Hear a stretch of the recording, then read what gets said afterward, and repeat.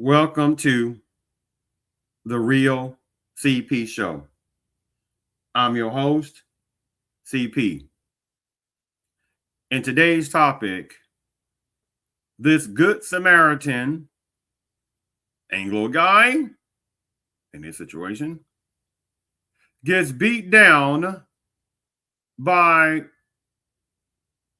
another Anglo guy who played injured on this particular freeway in Florida.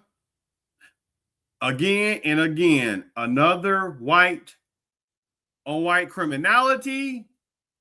But at the same time, in this system, which is a brilliant system, it makes sure to get so many people to sit there and be like, black on black crime, black on black crime, black on black crime. Oh, those black males, oh, violent upon violent upon violent upon violent. But at the same time, when you see this consistently, white on white criminality, they sit there and become quiet, or they become deflectionists, right? And I'm like this.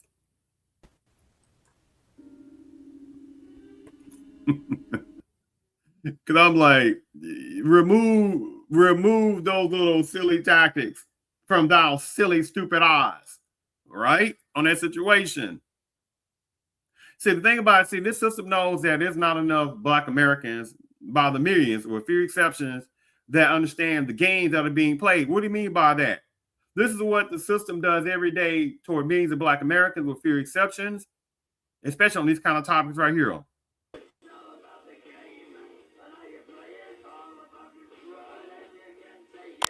What was that? What was that?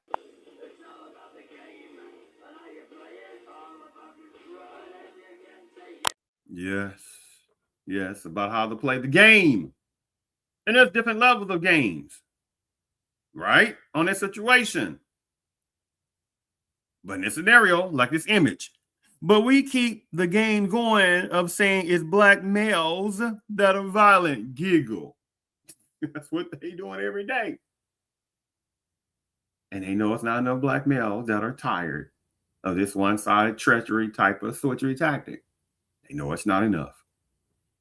So let's go ahead and share my screen on this part. I'm utilizing this under fair use doctrine. And today is April the 5th, 2026. Well, a man says he was afraid for his life as he was attacked by a man who he stopped to help on the side of a Central Florida expressway. That man is now in jail facing multiple charges. This happened Monday morning on the 429 expressway near the Seidel Road exit in Winter Garden. West 2's Justin Shecker talked with the victim. I don't want to lose my humanity. We're put on this earth to help each other. And that's exactly what Hans Hamilton tried to do Monday morning on the 429 expressway in Winter Garden. I saw a car crash. I saw a door open. So being a good person, any human being would see, you would just pull over to check. As Hamilton parks his Tesla, the man in the red t-shirt appeared to be lying motionless on the ground next to a white Lexus that had slammed into a guardrail. I rolled down my window. Hey, are you okay? Are you okay? No response. So I'm thinking this person's dead. So I open up my car door. As soon as I opened that car door, he was off that ground. So he was waiting. This video from a camera in his car shows the man hop on the hood of the Tesla, and he starts stomping on the windshield. So that's on a little incline of 429. It pulled me out of my car. No response. So I'm thinking this person's dead. So I open up my car door. As soon as I opened that car door, he was off that ground. So he was waiting. This video from a camera in his car shows the man hop on the hood of the Tesla, and he starts stomping on the windshield. So that's on a little incline of 429. It pulled me out of my car. As I was falling backwards, he was jumping off the roof on top of me. And that's when he started kicking and pummeling me. A different camera captured the ambush attack and the man repeatedly punching his head. It pulled me out of my car. As I was falling backwards, he was jumping off the roof on top of me. And that's when he started kicking and pummeling me. A different camera captured the ambush attack and the man repeatedly punching his head. I know on the back of my head, they counted 8 different bumps. Plus the kicks to the jaw, which I can finally today, I'm able to eat a thin sandwich, but I still can't open my mouth all the way. Hamilton says the suspect, later identified as 44-year-old Daniel Coman, threatened to take his life. The whole time he's hit sandwich, but I still can't open my mouth all the way. Hamilton says the suspect, later identified as 44-year-old Daniel Coleman, Does it look like a black man to you? Or even a piece of black man? Right? Daniel Coleman. Now, like the first guy, Hans. Hans is usually not a generic name within certain parts of Paname's culture. Hans, right? And even this right here, this particular Anglo male, the last name Coleman. Now, again, depending on who you talk to, how you look up, Coleman might be possibly an Irish name, right? On that part. And they would be considered Anglo adjacent, but then it got accepted within the Panama-based culture generic category, especially based upon the ones that were doing hatefulness toward Black Americans. Oh my God, you being racist? Go to Haiti. That is knownness in history. And even perhaps in the 21st century, there's some people say, wait a minute, I don't want to go into all that. But the point I'm making is that this was an Irish Anglo adjacent guy. Doesn't matter. They slot under the generic banner of Anglo when it's time for them to do that. And regardless, again, it's still white on white criminality. Say that again. It's still white on white criminality. Shh. threatened to take his life. The whole time he's hitting me, he's telling me he's going to kill me. And he didn't just tell me. His eyes were void of any humanity. I believed it. So when I was fighting, I knew the last thing I was going to see was not that ground. Hamilton explained how he managed to get off the ground and away from his attacker. I cannot beat him strength-wise. So I have to try to incapacitate him. So I think I was pommeling in his jugular vein in his neck. Deputies arrested Coleman for battery and criminal mischief for what he did to Hamilton and his car. Coleman for battery and criminal mischief for what he did to Hamilton and his car. Battery, criminal mischief, resisting with violence. Wait a minute now. Assaultness on law enforcement. Wait a minute now, because that's a bag up switchery tactic. Oh my goodness, are these black people anti-enforcement? Go to Haiti. How many numbers of black folk are in enforcement? Now there are some coons and some Gallimores too within that as well, right? And how many have gotten their reminder cards in certain parts of enforcement? Don't talk about the ones supplies who thought they just have a uniform on in there and think they'd be looked at the same. Nope. Different topic in itself. And what? Battery on a law enforcement, right? Where's all that? Oh my goodness. Anglo people hating law enforcement. They're anti-law enforcement. No, because they're not programmed to think like that. They're programmed to sit there and go straight to thinking black people doing black people. You understand? And those fools don't probably understand that the law enforcement people who were also responsible for slave patrols. And how about the ones that also were part of the Klan and however one? I don't want all that. So the point is that just to say there are ones who know that they believe in Klan type mentalities, the one it applies to. He's also facing charges of resisting with violence, as well as assault and battery on the first responding deputy. He attacks the cop. Cop's on the ground rolling. What do? 4 broken ribs, jump on the ground with the cop. And at that point, somebody ran across the street, across the freeway, and we're all trying to get this guy cuffed as he's still fighting. Hamilton also suffered a brain bleed, multiple contusions, and a concussion. Physically, the body's doing what it should do and it's healing, but it's very painful. 4 broken ribs is no joke.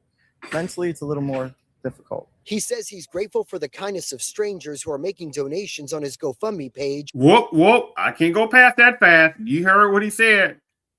Oh, the orator giving resources, freebie resources on his GoFundMe page. That is beyond getting tired. Have you noticed over and over and over and over and over and over, you get to the point, some things happen and bam, GoFundMe. Bam, GoFundMe. Where's all the outrage saying, oh my goodness, don't you have insurance? Do you have money saved up? A rainy day fund? Nope. Just bam, GoFundMe. What if there was no GoFundMe? Then what would happen? but let Black Americans start doing this more and more and more and more and more and more and more and more and see what happens. Oh my goodness. I got their hand and they always trying to get something for nothing. Even though, say, for instance, you have some bad seed of an enforcement, just saying he beat the crap out, she beat the crap out of some black male. And he sit there and did a GoFundMe. Oh my goodness, he must have did something wrong. Or there was a clan or clan type member, thought pattern type personnel. And he was sitting there, or she was sitting there pointing boom boom piece of equipment at the black male or black woman and say pistol whip them, or anything, you get the point, anything. And they sit there and do a GoFundMe and stuff like that. Oh my goodness. Once they sit there and do better, then, oh my goodness, they must have provoked the person. You see where I'm coming from? Because it's something that is programmed in a demonicness in certain sections of certain parts of Panama's culture once upon, and the ones that are adjacent, and some tethers, and the list goes on. To automatically just sit there and look upon certain people within certain parts of Panama's culture as innocent. Or when they say, yeah, that was wrong what they did, it's still not looked upon as in a racial context. You understand? For his auto and medical bills. So the point is, there's still kindness in the world. People are donating that don't even know me. And I'm very thankful. Covering Orange County, Justin Shecker, WESH 2 News. Wow.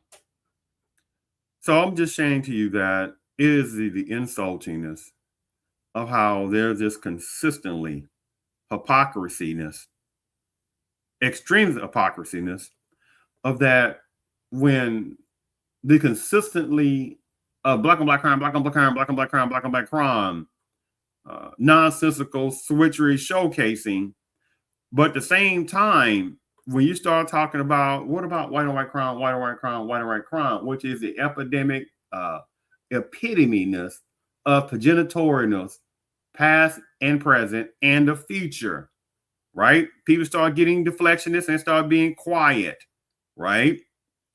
Because they don't like to talk about that particular type of truth on that, right? And it's understandable on that, right? To deflect what is at an emergency epidemic level of white on white criminality, right? White on black criminality. You get the point. Well, it's not all whites. How about go to Haitis? If the ones they don't apply to, they don't apply to, right? Okay, if you're saying that, well, if it don't apply to black folks, go to Haitis, because that's not the way that this works in this particular system, right? But again, the switchery system, they have ingrained certain ones within the Panamese culture with playing ignorance, right? And playing these little tactics like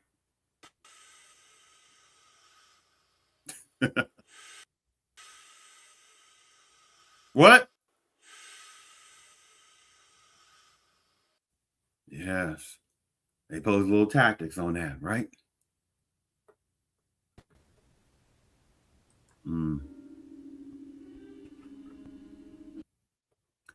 Thank you for tuning in